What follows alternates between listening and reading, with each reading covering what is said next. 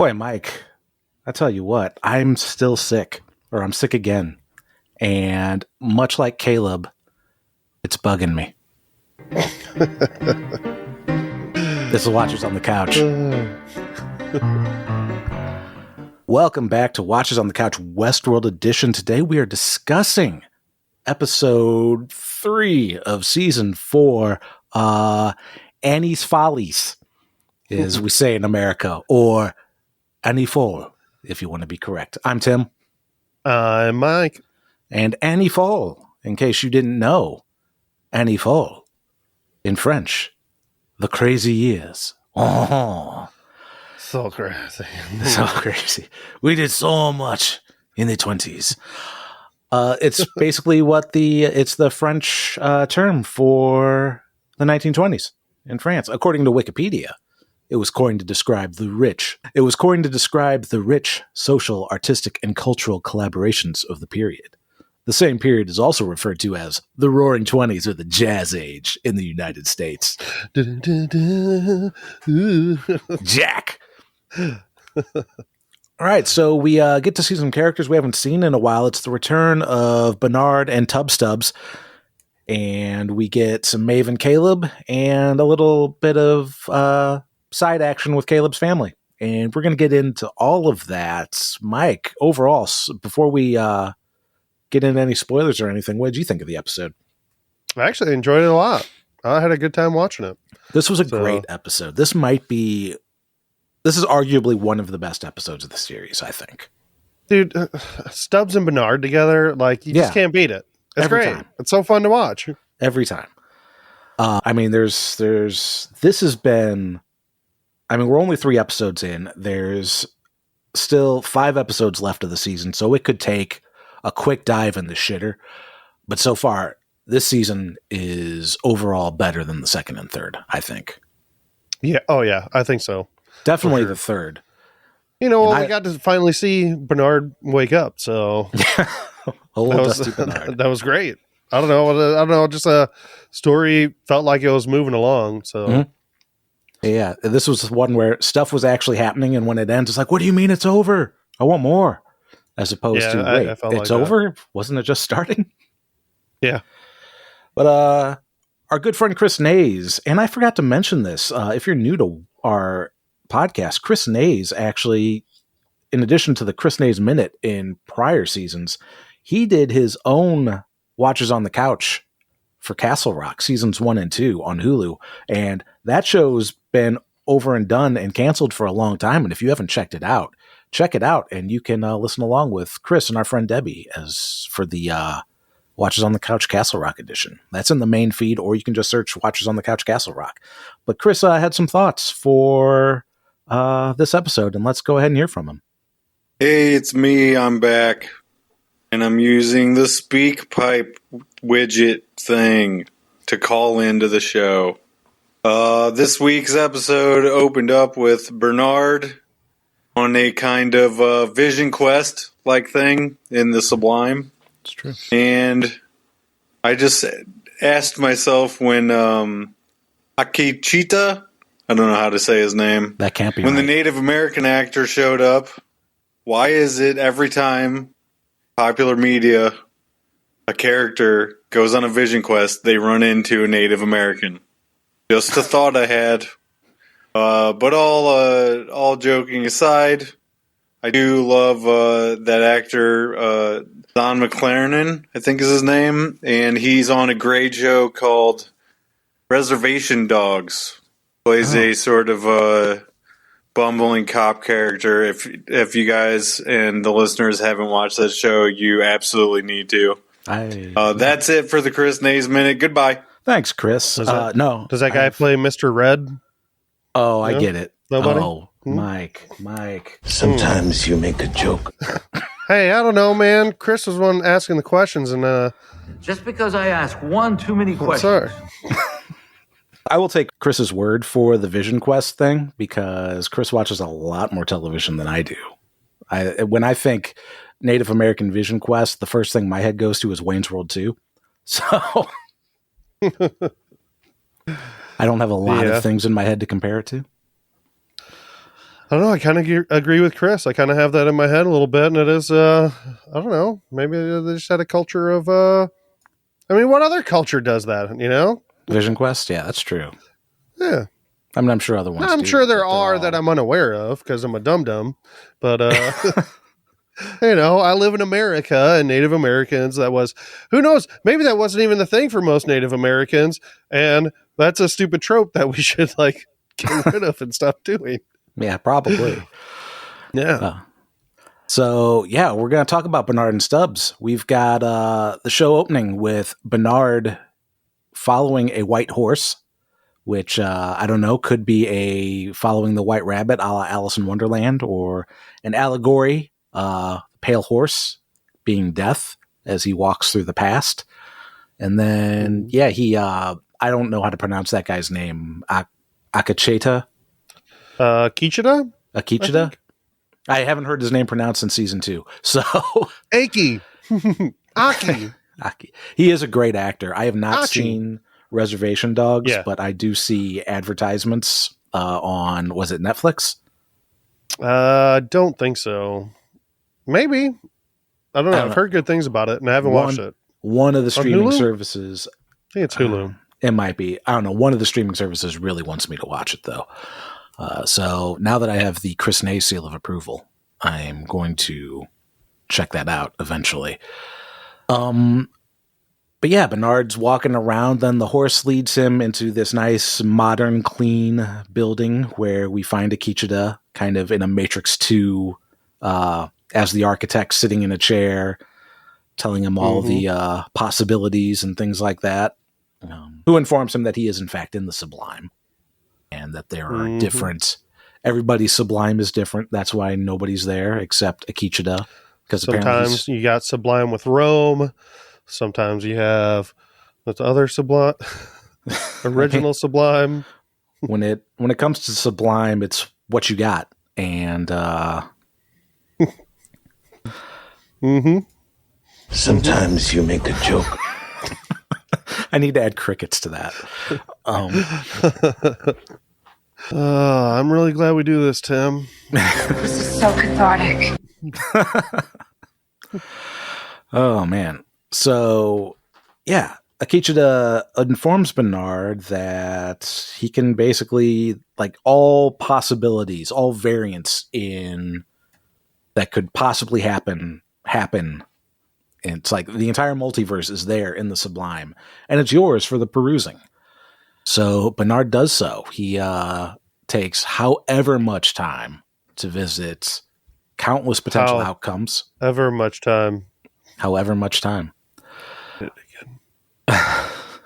Until Bernard finds... I'm sorry, Tim. I didn't mean to interrupt.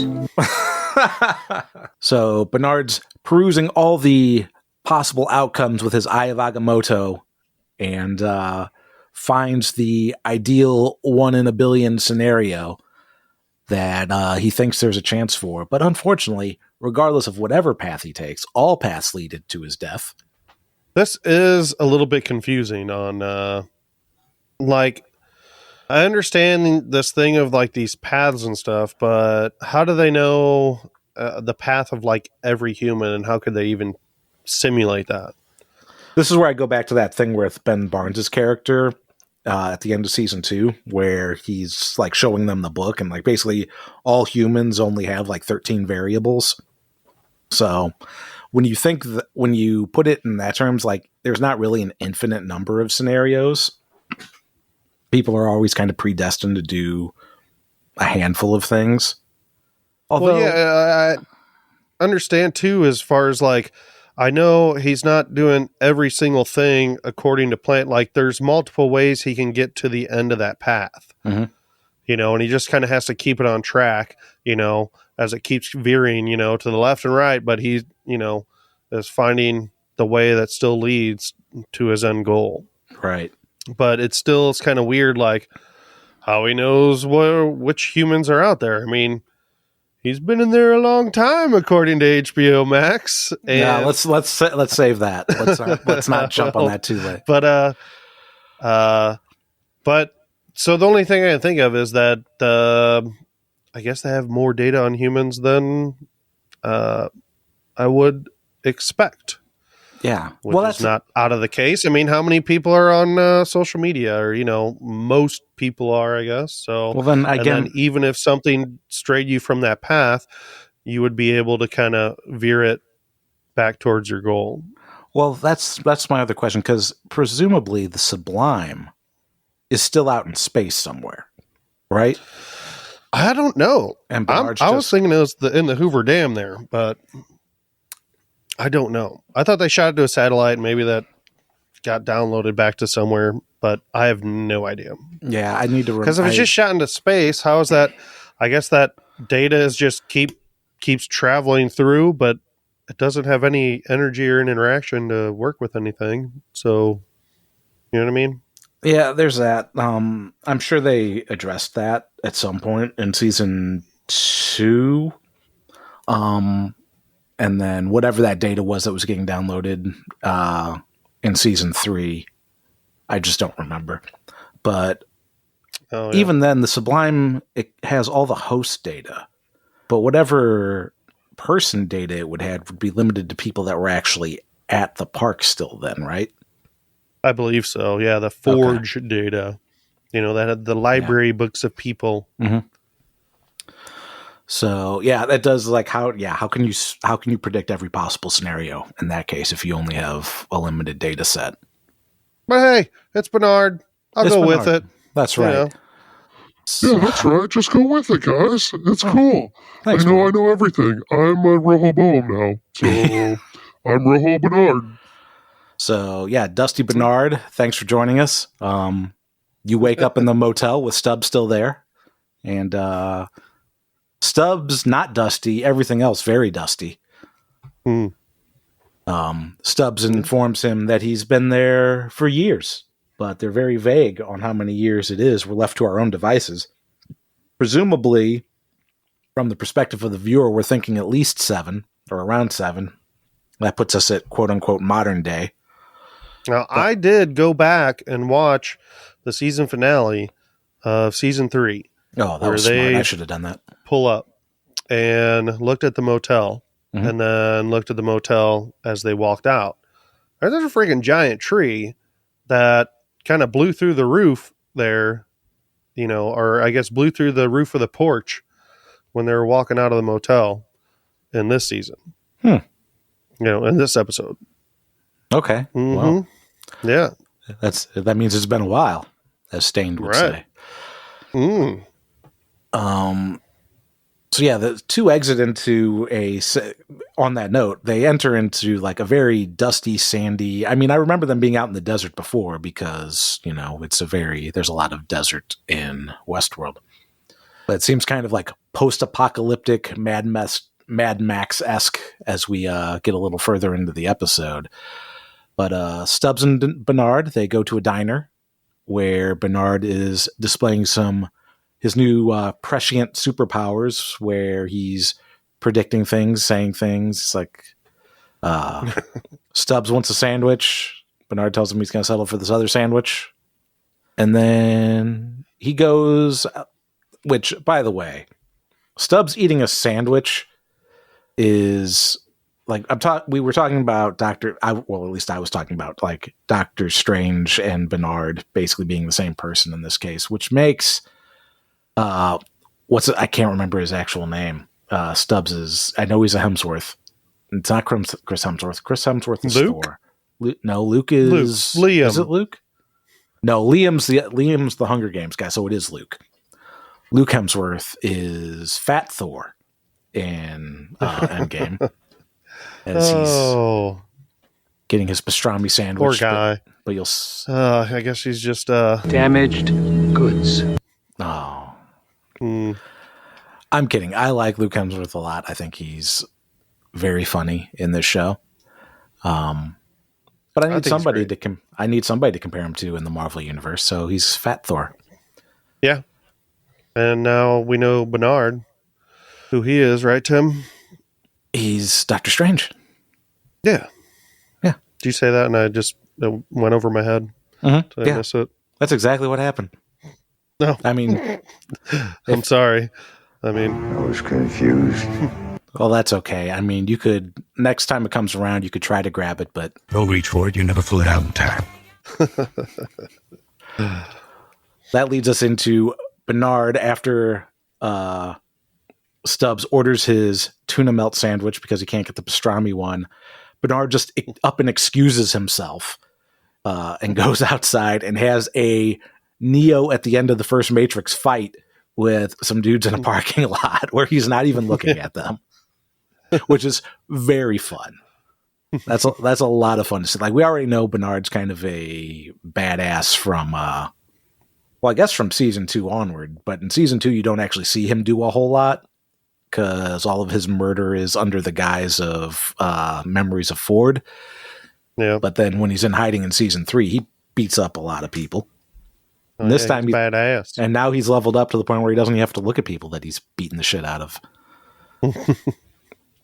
So Bernard and Stubbs, after this Neo fight, Bernard and Stubbs get picked up by somebody that Bernard is expecting.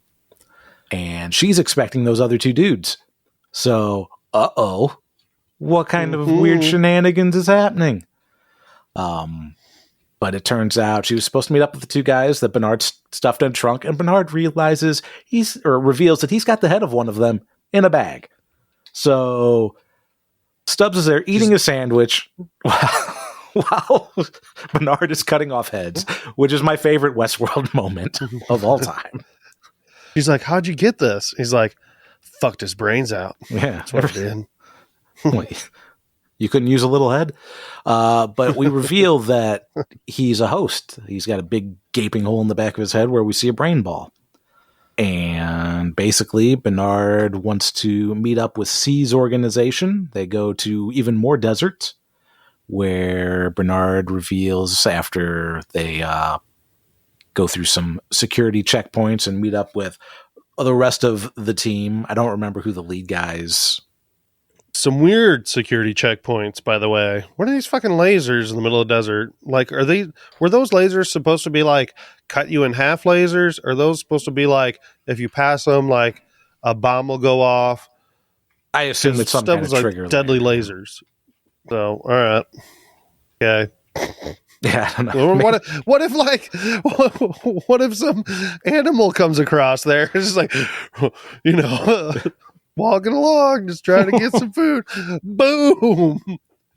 And then your bomb's wasted too. So yeah, your bomb is wasted, and also so number one, what's powering it? Yeah. Because your lasers need power. Free energy. Oh. Well, at least we have that in the those power those wind turbines, those old fucked up ones that they passed when they went to the diner. Were those moving? Mm-hmm. I don't think so. Okay. No, there was a couple I think that were still moving. Most of them weren't. Yeah. Yeah, and also they have like these hydraulic mirrors to turn off the lasers, and that's going to use some energy too. I don't know. Turn your brain balls off. It's Westworld. Yep. This is not what you're supposed to use your brain processing power for. Exactly.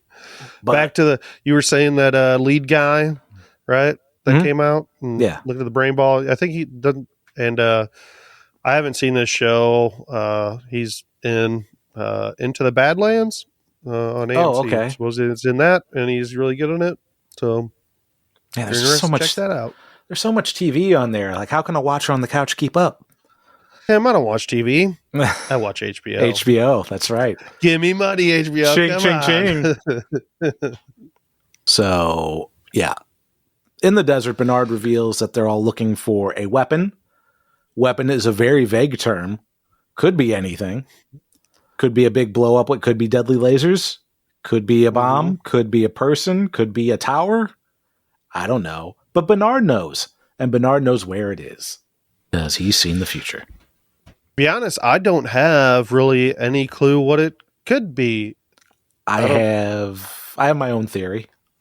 And we can talk about it a little later if you want to keep going through it. And I want to do theories and speculation. At the end.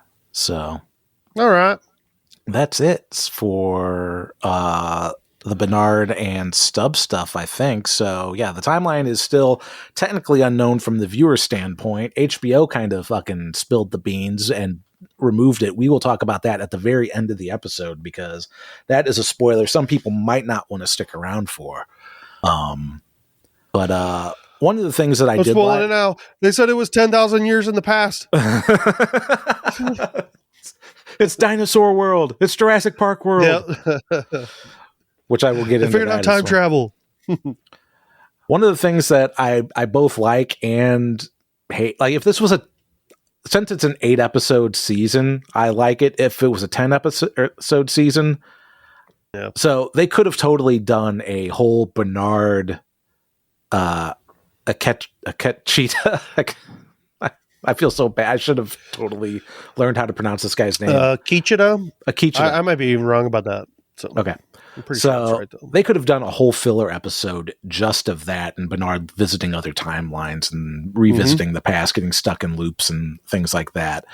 And since it was an 8-episode season, I'm glad they didn't do that. But I totally would have dug that episode if this was a 10-episode season. Yeah, I thought the exact same thing. Like I was, kind of sucks that they didn't, but I'm 100% happy that they didn't.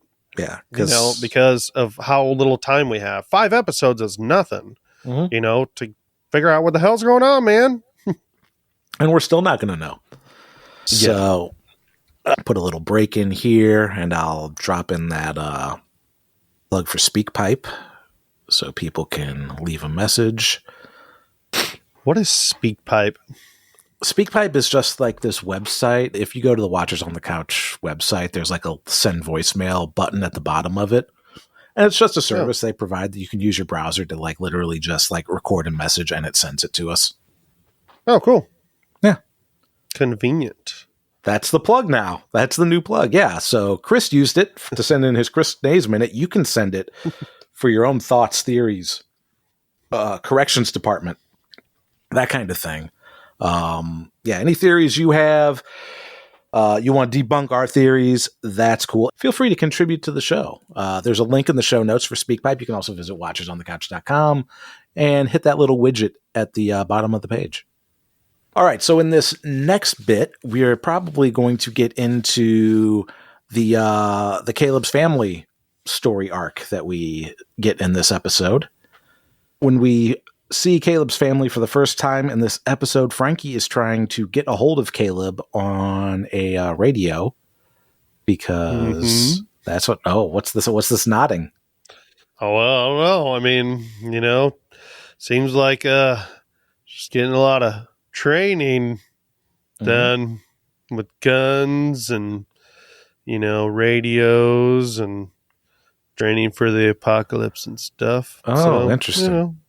Interesting. And she doesn't want to go to the safe house with her mom and Carter, Caleb's friend. So Uwade wants to talk to her daughter for a little bit, try to talk her into things, like explain how Caleb wants to be there, but he can't. He needs to stay safe, and he needs for them to stay safe. Stanima needs them to say stay safe. Why is that so hard for me to say? So Carter offers to train. Was it Bear Bear? The name of the teddy bear? Real original name, Bear Bear. Is he going to train her to do a Chick punch combo? Oh, chick punch combo. Chick punch combo. Chick punch combo. Punch multiple chicks at the same time. Nice. And then that's going to be the season 5. That's who the weapon is. The weapon is Bear Bear. Oh. And Bear Bear. God. Bear Bear is going to try to kill Bernard. That's how Bernard dies. Bear Bear goes back in time to season 2 and is the bear in the fucking main room. Oh my God. And then Bernard's all like, Don't reach for it. You never pull it out in time. but he does. Bear Bear does and fucks Bernard up. Yeah. And that's the end of Bernard. Yeah, Carter offers. Pulls it out and it's like, come on. One last touch. Carter offers to train Bear Bear with a chick punch combo. But then in the next scene, after Frankie's all like, okay, I'll go with you, she meets up with Carter by the car that they're packing up, and Carter has no idea what she's talking about with training this bear. And she's like, okay, I'll show you the move that I showed this bear when we get to the safe house, and hands her back this grubby ass looking bear that wasn't that grubby before. Yeah, and Uh-oh. goes and talks to her mom, and because she sees some blood on the bear, she's like, Mom, Bear is on her period. Bear is free bleeding. And they're just having girl talk about Bear's period. That's right. So while Frankie's sitting at the house, she's looking at her grubby, bloody bear, and apparently somebody's not good at cleaning around there because there's a small trail of blood that leads towards the backyard. And leads to a sack of potatoes. Leads to a sack of potatoes. Because that's what I fucking saw.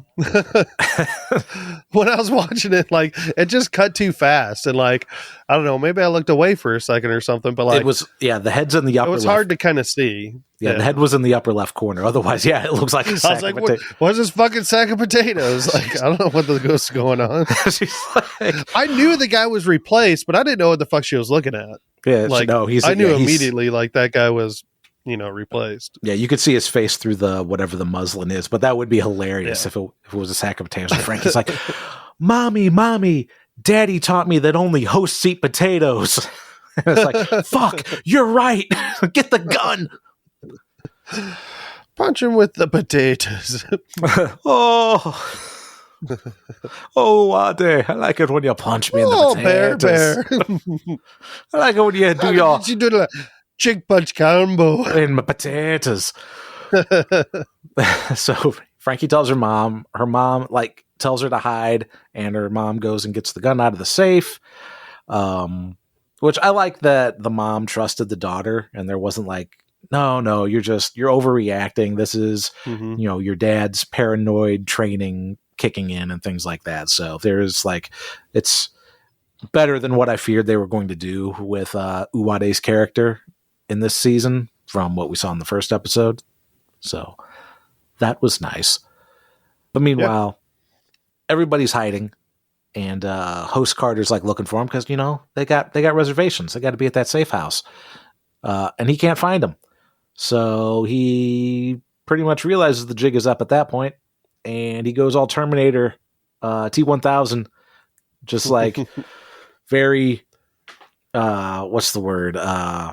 Walking with determination through the house like he's a big, intimidating badass that is flipping over beds and stuff.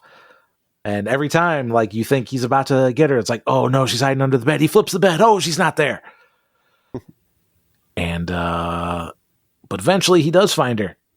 She's hiding in a closet, and he swings open the closet, and there she is. And, Fade to black. And we're not talking Metallica here. Nope. Well, we could, because a very excellent cover of Enter Sandman in the next is up next.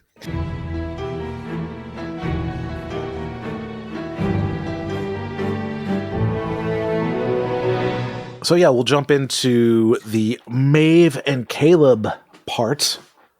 So when last we left Maeve and Caleb, they were in the Roaring Twenties Park, which I guess is called Temperance World. I don't remember if they ever said that it's called Temperance anywhere. Is there a sign that said Temperance that I just didn't see? I don't remember, because I know it's Temperance as well. Maybe that's the name of the town. Maybe there was a sign. I think when they first got off the train, one of the buildings had Temperance on it. Okay, well that would make sense, because the only reason I know, like, welcome to Temperance. Yeah, the only reason I know it's Temperance is because of the closed captioning. Okay. Or subtitles for when certain characters talk. So we have Temperance World, a park modeled after 1920s America. It's very Art Deco. It's very nice. I like it. But the problem is it's all recycled quest and adventure hooks from Westworld. Mm-hmm. And we know, Mike, what that is. What's that? That is lazy storytelling. That is. Old William and Delos. Writers they ain't. They don't have Lee Sizemore to punch up scripts and shit. This is something I thought they were maybe doing with Christina. We talked about it on the preseason episode that we did just for a second. But, rehashing those stories, I thought maybe Christina was one of these types of people where it was kind of Dolores, but it was like the basic Dolores, but was tweaked, for modern society. Yeah. Which I don't really believe anymore, but I don't either now. Still, but, and we'll get into that. But so we get a fake Dolores with a dropped can that Caleb almost picks up, a la young William, until Maeve said, "Don't pick up that fucking can, dummy." Yeah, she's like, "Don't pick that up. It's damaged goods." She's like, "It's expired. Don't pick that up. It's from the 1920s, man." It's peaches. Oh, it's sick you picked that up. You're going to fall in love with Dolores, and then you're going to become a fucking crazy-ass serial killer. What happened if he ignored her, and then he falls in love with that Dolores? He becomes the new Man in Black. Yeah. And then he has to watch Uwade's dad jerk off for 30 years. Yeah.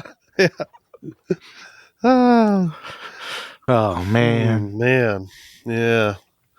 So, we have the fake Dolores, we get the fake Hector and Armistice.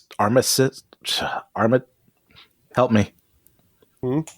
What's Armistice? Yeah, sure. I don't know why I'm having such a problem talking. You'd think I don't do this. Yeah, they're running through the exact same plots as Westworld. So Hector and Armistice show up to knock over what is called the Butterfly Club. Now, I think it's Butterfly Club or Butterfly Bar or something like that. Yeah, I believe the Butterfly Club, which the Mariposa was what it used to be called. That was, I think, doesn't that mean butterfly in like another language, like in French or Spanish or something? You would think it'd be French because they called this episode Annie Fall, which is French. But I think from the Inside Westworld thing, what's the actor's name? What's Caleb's actor's name? Aaron Paul. Aaron Paul said Spanish for butterfly. Okay. So, man, I mean, I guess it's still a Latin-based language, so that's fine. Another year of me doing Duolingo, and maybe I would have known it was Spanish. That's going to be hilarious. Like the next, everybody's going to tune into a Watch It on the Couch episode where you're speaking fluent Spanish and I'm speaking fluent German. It's like nobody knows what the fuck is going on. So Hector and his gang is trying to knock over the Butterfly Club. And Maeve decides she's just going to go ahead and shoot Temperance Hector and Temperance Maeve.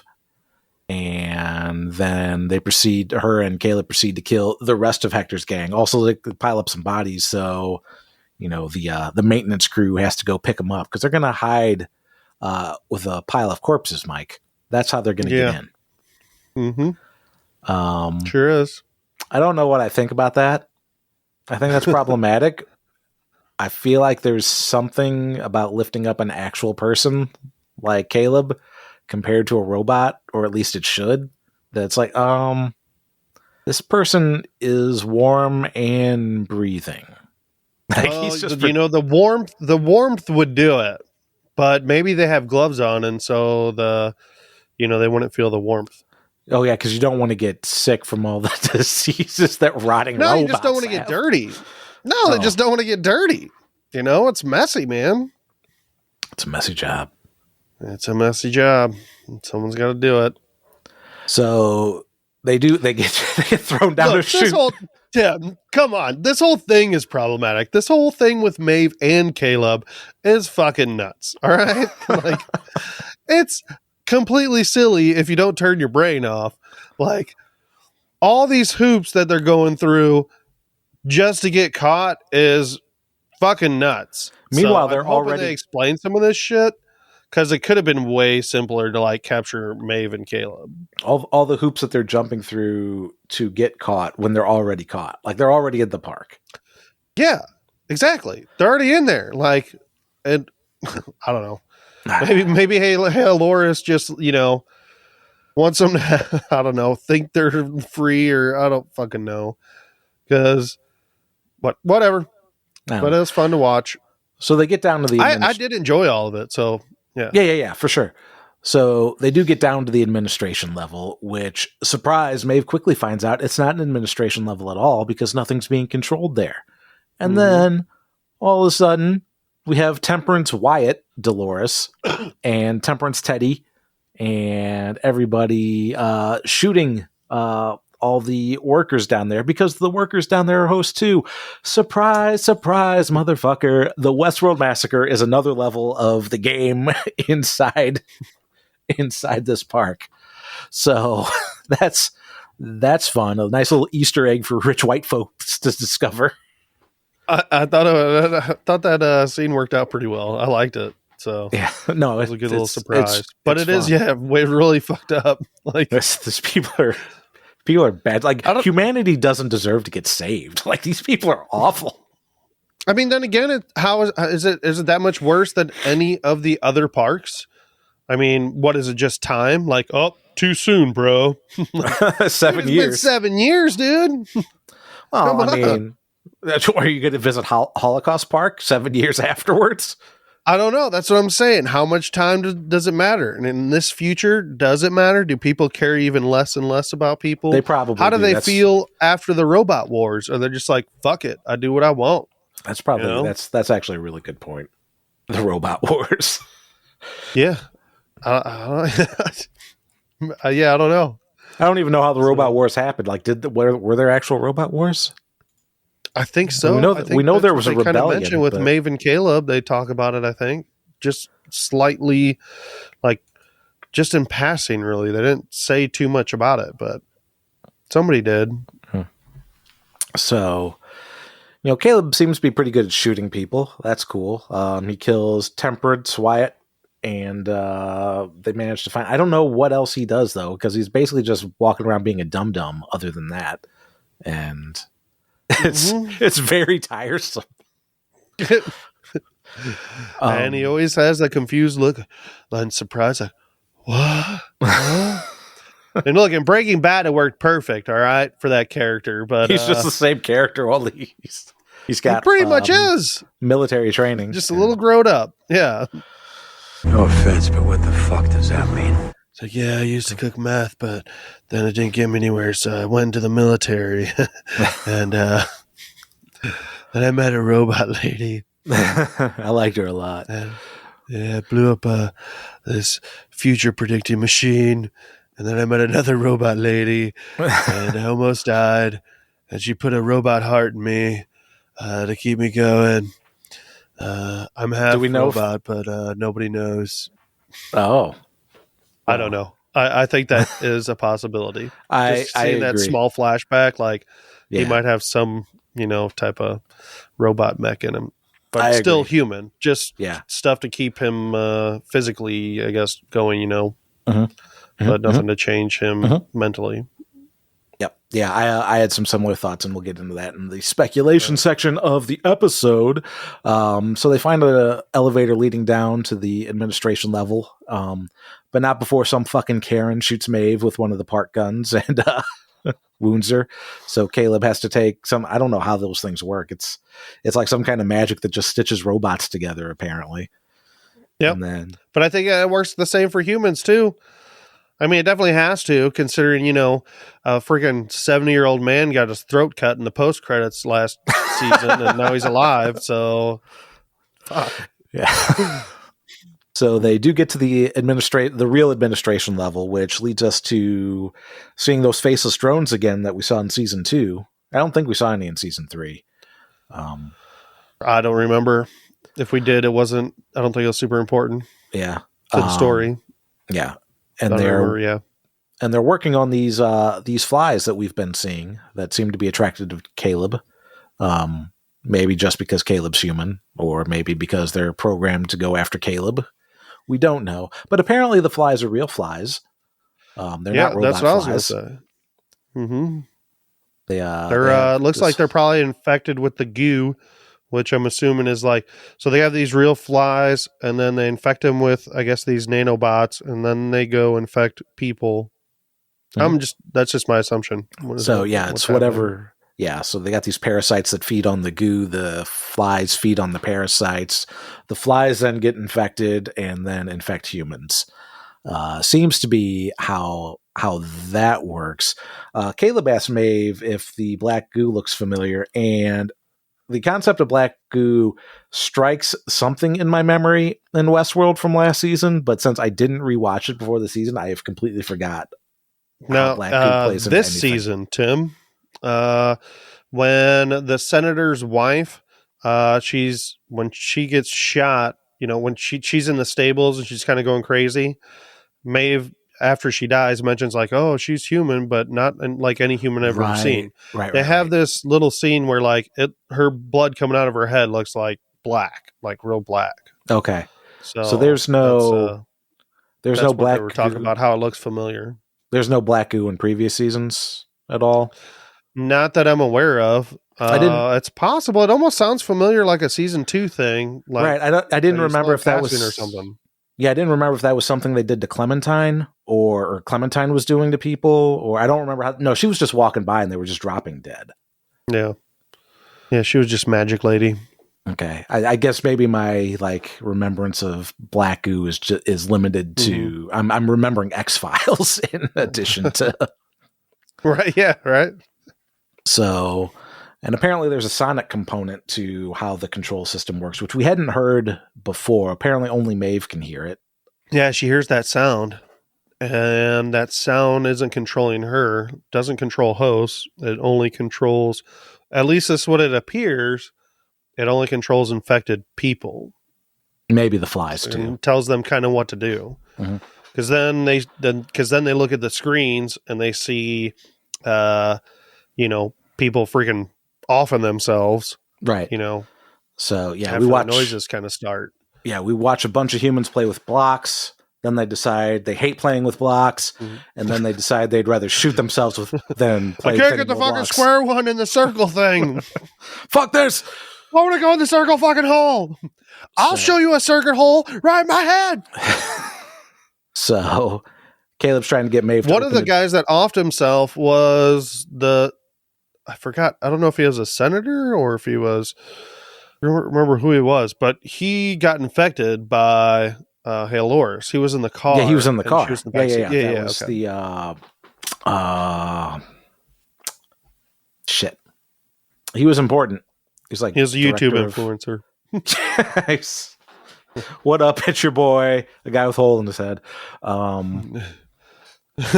Hey, like and subscribe. This episode is sponsored by Delos. Delos, the greatest corporation, and all your destinations available still. Try the new park.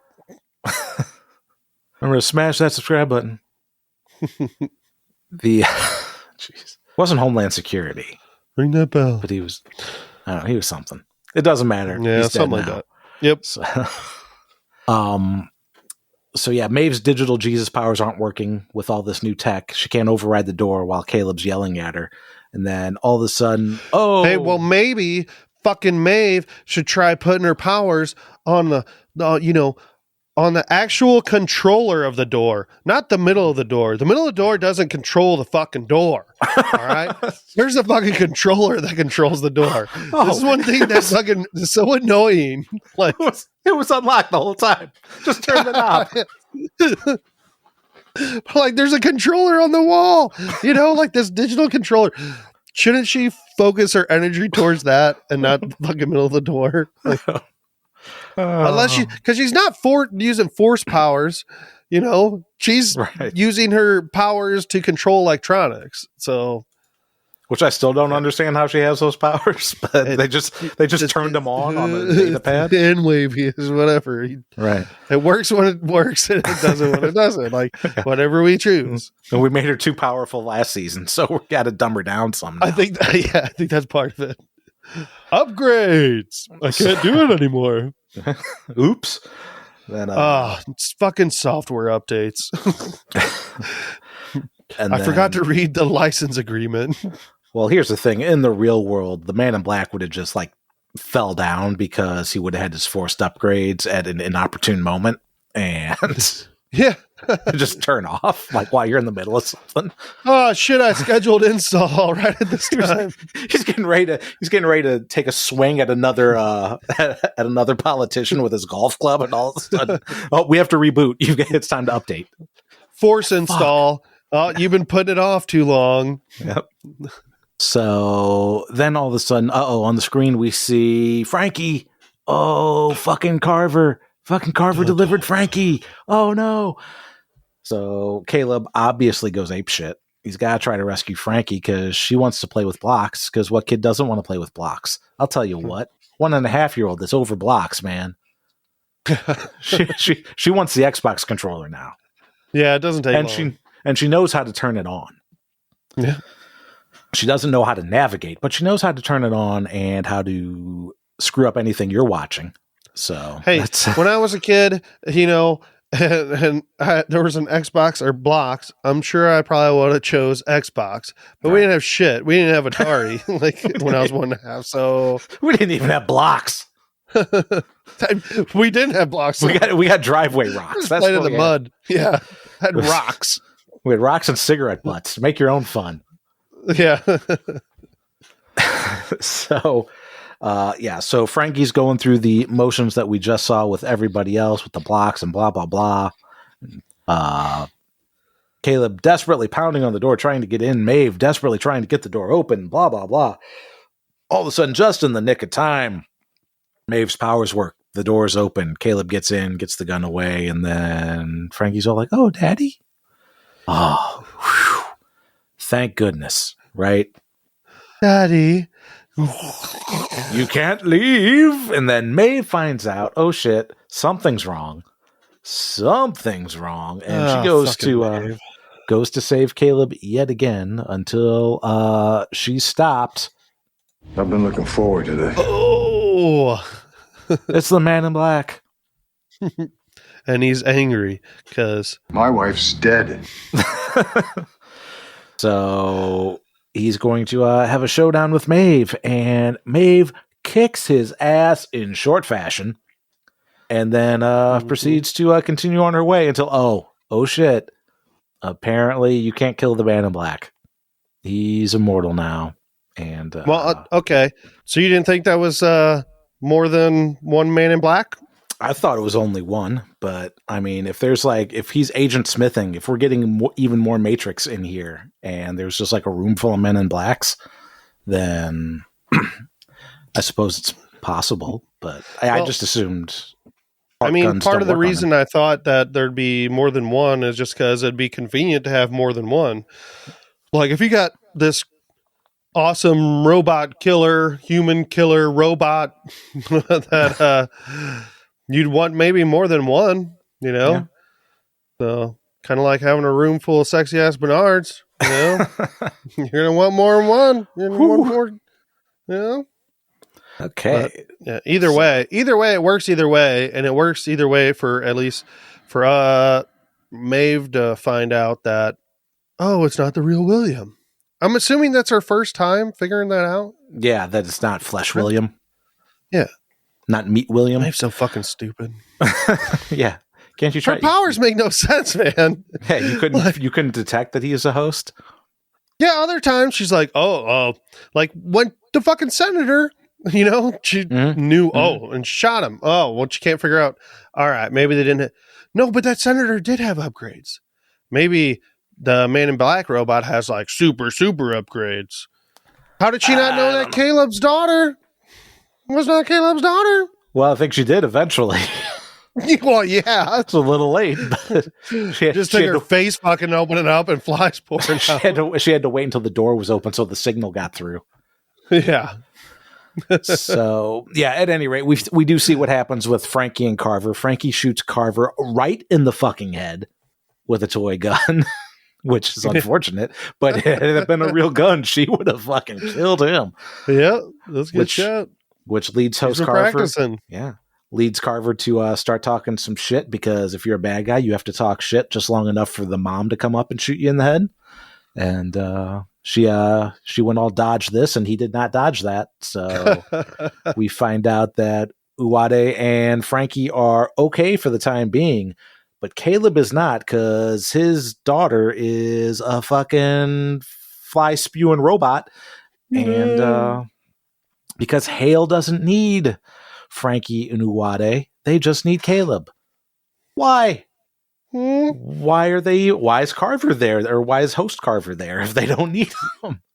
So this is a big, big question I have, because there could have been so many times that she could have gotten Caleb if she wanted Caleb. But no, all right. We talked about that just slightly, or at least I remember thinking about it, and now I remember, like, I guess maybe Halores didn't know anything about Caleb until Maeve put out that signal. Right. So yeah. But either way, what the fuck's so important about Caleb, huh? Right. He's a sidekick. I mean, is he a super outlier? Is that why she needs him? I don't know. I mean, he's part. Maybe I don't know. Maybe this whole thing is going to still keep progressing towards trying to find Bernard, probably, or because he knows Dolores and knows a little bit about Dolores, and maybe that'll give him some information to finding out, because she probably wants the Sublime, right? And she can't unlock it, because that's why that's why I'm saying, that's why I think the Sublime is in the Hoover Dam. Okay. Because that was something that was stolen from them, like the Man in Black says in the first episode, but it's encrypted and he can't even get to it.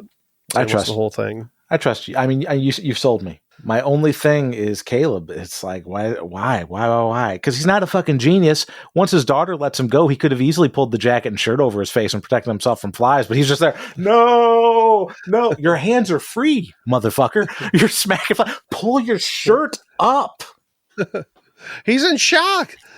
If that happened to you, if your daughter did that right now, would you just be like, oh shit, shirt up? Yes. I'd like to think so. I like to think as soon as my hands are free, I'm kicking that robot in the face. What? Well, we don't even necessarily know that it's only like eyes and mouth. I'm assuming it is, but we don't really know. Like, what if it just touches the skin?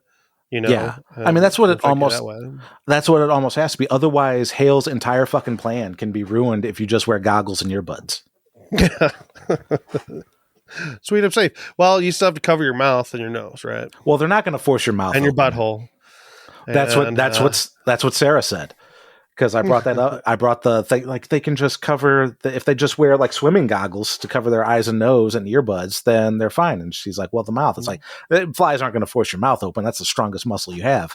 It's like, well, there's other holes. And it's like, okay, well, I hope they delve into that. I hope we get flies right up the asshole in the next episode of Westworld. Right up the urethra. That's right. Oh man. Yeah. I don't get why. Don't pull it out. The flies will get you. I get the feeling that the Westworld massacre must have been covered up too, because I don't see why people are going to this fucking park after robots killed a bunch of people, the last group of rich assholes that were there, and rich assholes are like, Westworld, another park? Yeah, sign me up. Oh, the Westworld massacre? I'm going to find that. It's like, what the fuck? What kind of Jurassic World level bullshit is this where, the dinosaurs got out once and like, let's go there. Oh, yeah, definitely come to this park. We don't want you to get bored of the actual dinosaurs that maimed and killed a bunch of people. We've genetically engineered a bigger and more deadlier predator dinosaur. Come, give us your money. What the fuck, man? Rich people. Yep. Fucking rich people. Hey, the rich people, they think their money can keep it from death from anything. That's right. I can't wait until I'm rich so I can keep death away. Mm-hmm. Which is why you need to support us on Buy Me a Coffee. Link in the show notes. So let's wrap it up with some post-recap theories and speculations going into the next episode of Westworld, episode 5. Episode 4. Sorry. Mm-hmm. So the big one, then, I think you've leaned on this as well, that the chick Bernard and Stubbs meet, it's got to be Frankie. They're further ahead. They're further ahead in the timeline. It's Francine. Francine. Got it. You know, Francina. And Caleb's friend was named Francis, right? The one that died. She's probably named after him. You know what I mean? Oh. Francis, Francine. That makes sense. Frankie. And then, we're seeing. Okay, HBO Max. We're going to talk about that. Yeah, so this is a super spoiler because this was not meant to be leaked. So if you don't want any spoilers for upcoming episodes or theories that could potentially spoil your enjoyment of the show, probably a good idea to stop now. Thanks for listening. I probably should have said that earlier before we mentioned that. HBO Max, Mike, why don't you talk about that? So I saw that HBO Max put out on Twitter, they had a meme of Bernard and Stubbs, and they were like he was eating a tuna sandwich or something. But anyway, maybe that wasn't. Anyway, HBO Max said 23 years in the Sublime will do that to a person. They deleted it. They deleted it. They fucked up. They reposted it, but took out the 23 years and just put years in the Sublime. 23 years seems perfect for that girl to be Frankie. That put her about 30 years old because she was 7 years old when we last left her. So, and also, like I was talking about with that tree that was, at the motel. All right, 23-year-old tree. It could seem about right, for that size tree, whatever. And how worn down all that shit was. And then seeing her, Frankie, as a kid with that ham radio, like, man, that really fucking calls it out to me. Yeah. Like, more than any of that other shit. Only because, like, before we see, obviously him training her with how to shoot guns and shit. But then we see this fucking ham radio, and I'm like, all right, it's fucking John Connor type shit. And Caleb and her is Sarah Connor. Like, that's, training for the apocalypse. And what do you know? They're in an apocalypse. Bernard's the T-800. Bernard. Yeah. Bernarnold. Yep. Bernarnold Schwarzenegger. It makes sense. Obviously it makes sense. And it's too obvious. It's almost too obvious. I honestly don't think it is. I don't think it's too obvious. I think it'll be, I don't know. I don't think it's a big deal for it to be a reveal, really. Like, it makes sense. I still think that storyline's still neat, you know? Yeah, for sure. So I don't really care about the like mystery of it. So I agree. So yeah, we're saying it here. If you didn't know, Frankie is probably C, and Bernard's is further ahead in the future, which puts my speculation of the timeline is as follows: that the present, quote unquote, modern day is Maeve, Caleb, William, and Hale, and then the Christina stuff. Mike and I were originally talking about how we thought she was in a simulation, or either the Sublime or another park or something like that. Mm-hmm. But what seems more obvious now is that Hale and William win. And she is the storylines are what the flies deliver to the people. And that's why the people, like, you're controlling us, the tower's controlling us. The tower's making the noises that's controlling the flies. So, but apparently the flies get upgraded to make people like remember different things and believe different things. Whereas before they're kind of everybody's kind of in pain in the modern day as they're following orders and they need their purpose fulfilled and to be free. Whereas I guess in the near future with Christina's timeline, they're a little more refined and actually give you a brain program. Is what I think, or it could still be a simulation or park thing, as evidenced by the maze showing up on her stool. What if Christina is in a simulation? What if she's the weapon that's buried in the desert? That's So I don't think Christina's buried in the desert. I think Dolores is buried in the desert. Okay. I think it's actually a Dolores. It might be Christina at that point, where Christina becomes Dolores again.